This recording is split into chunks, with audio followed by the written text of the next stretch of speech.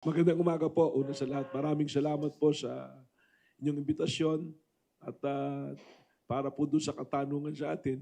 Kausap ko po si Michael Pahatin, reporter. At yan o, kakilala ko na matagal na. Hindi ho siya yun dahil tama po, Diaz Siopilio at saka ang buong pangalan niya, Romel Michael Pahatin po. Yung pong Michael Pahatin na nandoon sa dokumento na aming nakuha, base ron sa naging pagsusuri, pagsisiyasat at trade na ginawa namin ay ibang tao po. At naipangako ko nga po dito sa Michael Pahati na reporter na kaibigan natin na taga-media na babanggitin ko yun. Kaya kahit di po na itanong ay talagang liliwanagin ko na hindi po siya yun. Ano po? Kayo po ba'y nagulat? Maliit lang naman ng Pilipinas, ano? So, I suppose, kilala niyo ng matagal si dating congressman, dating Secretary Mike Defensor at ang kanyang asawa. Sa ibang mga pagkakataon, kayo po ba'y nagulat na lumutang o nakita ang kanyang mga pangalan doon sa inyong na-operate na hindi ko alam exactly kung paano i-describe yung lugar na inyo pong pinuntahan? Well, siguro po to put it in context, no? Liwanagin po natin yung pangyayari na yan. Yung pong lugar na yun, yung Chicago KTV, was registered as a family KTV. Pero meron pong mga report na sa amin na ito ay nagiging pugad po ng prostitusyon at ng paggamit ng ipinagbabawal na gamot. Kaya bilang mandato po ng NBI ay kami po ay nag-surveillance. For 3 weeks we are doing a surveillance doon sa lugar na yon. Nagpadala kami ng mga assets namin to personally check kung meron ng mga nangyayari na gano'n. At nung nag-positive po na may report nga na gano'n na meron talagang nangyayari na human violation ng anti-human trafficking law at ng dangerous drug law, nagkasap po kami ng isang operasyon nung Martes po. Martes pa po ito nangyari pero pumutok yung balita kahapon dahil pinoses po namin maigi muna. Kasi ang nangyayari po niyan, pag kami may naging nahuli, mapapansin po ninyo, hindi namin inire-report kagad dyan hanggat hindi po namin na-inquest yung mga personalidad na involved. At ganoon nga po nangyari, nung pumasok po kami doon sa lugar, Chicago KTV, doon po sa Cliff Point Square, ang tawag dyan, nakita namin that there are 54 individuals na victims po ng human trafficking. Ito po ay rescue at entrapment operation. At hindi lang naman po ang NBI ang dumating dyan, kasama po namin ang social workers ng City of Pasig at naka-coordinate po ito sa City of Pasig. Hindi po ito gawa lang ng NBI o gawa-gawa lamang na ngayon nagkataon na yung Cliff Point Development Corporation, ang chairman ng kumpanya ay si dating Congressman Mike Defensor, ang presidente po ay si Julie Defensor. At yung treasurer, yung anak po niya. Ngayon, kung mapapansin po ninyo, ang sinampahan po ng kaso ay yung asawa at anak niya at hindi po siya kasama, hindi pa siya kasama, kasi po, yung Serene po, nakita namin yung dokumento ng Serene na ang nakalagay doon, Serene doing the business style of Blue Hotel. Sapagkat yung Serene, ang presidente at chairman po ay yung asawa ni Congressman Mike Defensor at yung treasurer, yung anak po niya. Meron pong lease contract nga sila doon sa Chicago KTV.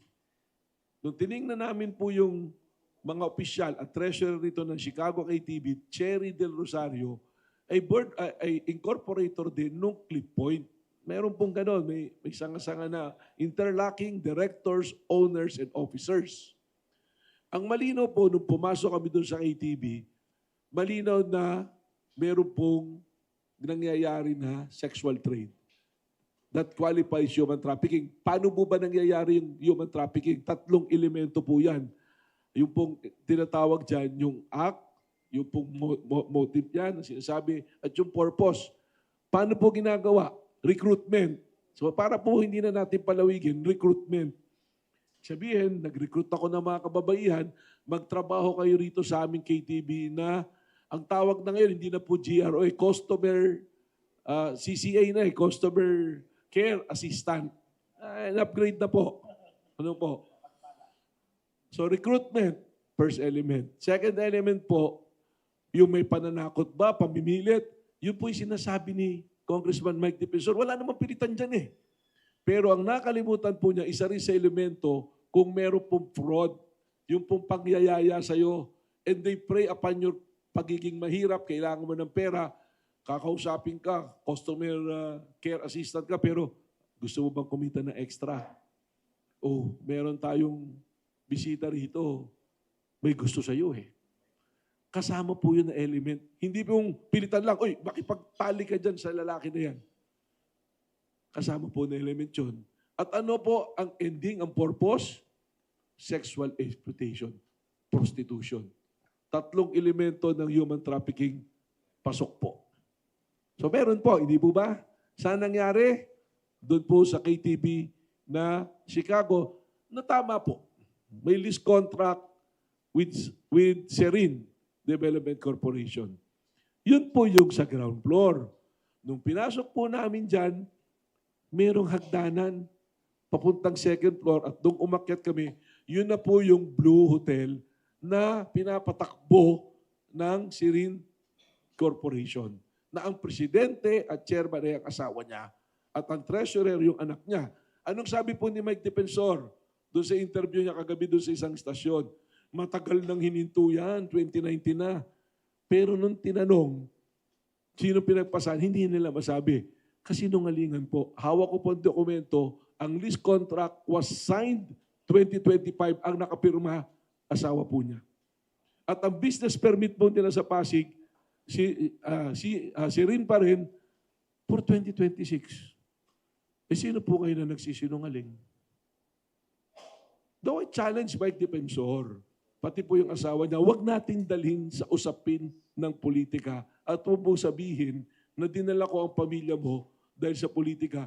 Ikaw ang naglagay sa pamilya mo dyan sa negosyong yan.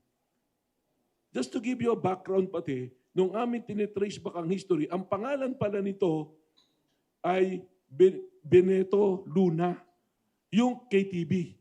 At yung Taas Luna Hotel na nagsimula noong 2017, napansin ko, nung kami pumasok doon, nakalagay pa nga rin yung mga tropilo na Beneto Luna. At may aquarium. So, all the elements of human trafficking was there. Ngayon, ito po ba'y politika? Sila po ang magsabi. Hanggat maaaring nga, kung hindi naman involved, hindi naman po namin isinasabi. May mga binanggit po nga silang pangalan na wala doon sa dokumento, hindi namin isinama muna sa kaso. Bakit po? Dahil ang NBI, mag-iimbestiga muna kami.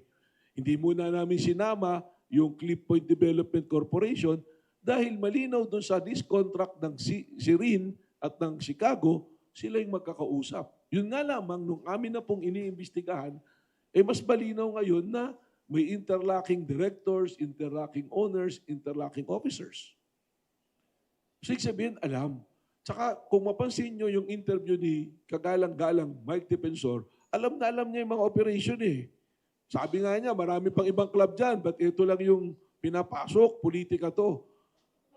Well, nagkataon nandiyan dyan ka eh. Huwag nating ilihis na gawin natin politika at trabaho po ng National Bureau of Investigation na hulihin at panagutin ang mga lumalabag sa batas. At sabi niya, puro politika daw ang inaasikaso ng NBI. You check my track record from February 23 until today kung ano yung mga hinuli namin. Meron po kami mga hinuli, violation ng USAID, ng lab scam, mga foreigners po na nagbabiolate ng immigration law, naghahanap buhay dito ng illegal. Pati nga po pagtitinda ng dog meat ng mga Vietnamese, sinuli namin. Yung mga peke po na anti-rabies, sinuli po namin.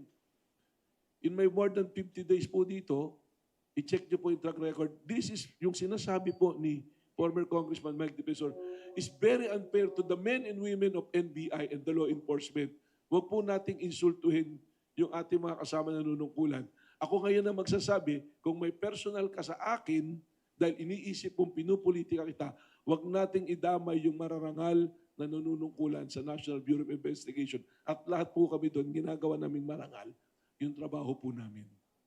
Hindi po kasalanan ng NBI na yung asawa at anak mo'y mapasama sa kaso dahil inilagay mo sila sa hanap buhay na kailangan mo'y papanagutin. Eh na lang po, Eto na lang, balikan natin ha. Number 1, sabi niya 2019 huminto na. Nung tinatanong kanino pinasa, wala. Under the rules of court, the best evidence rule is the document unless you prove it that the document is fake. Galing po ng SEC. Galing po ng City Hall ng Pasig. At hindi lang po NBI ang pumasok. Nakita niyo po yung video, may kasama kaming media para masiguro na walang abusong mangyayari. At kasama namin ng CSWD. Nakipag-coordinate po kami sa City of Pasig. Nakipag-coordinate po kami sa Barangay Ugong. Nandoon po yung mga barangay officials. May body camera na nakakabit. Nandoon po lahat. So ngayon po, siya ang nagdadala sa politika. May mga sinasabi, 1,000 employees na nawalan ng trabaho. Huwag natin pagsamantalahan yung ating mahihirap na kababayan na ipasok sila sa illegal na gawain. Because kami po, bilang nanunungkulan sa gobyerno, ang mandato po namin proteksyonan ang bawat isa nating kababayan.